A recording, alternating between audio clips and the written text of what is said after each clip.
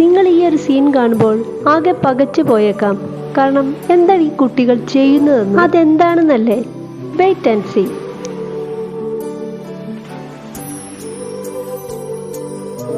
നിങ്ങളിപ്പോൾ ചിന്തിക്കുന്നുണ്ടാവും ഈ കുട്ടി ഇപ്പം എന്തൊക്കെയാ ചെയ്യുന്നതെന്ന്. സംഭവം എന്താന്ന് വെച്ചാൽ ആ അമ്മ ഡോഗ് ആ കുട്ടികൾക്ക് പാല് കൊടുക്കുന്നില്ല. കുട്ടികളെല്ലാരും കൂടി ചേർന്നാണ് ആ അമ്മ ഡോഗിനെ വലിച്ചു കൊണ്ടുവന്ന് പാല് കൊടുപ്പിക്കുന്നത്.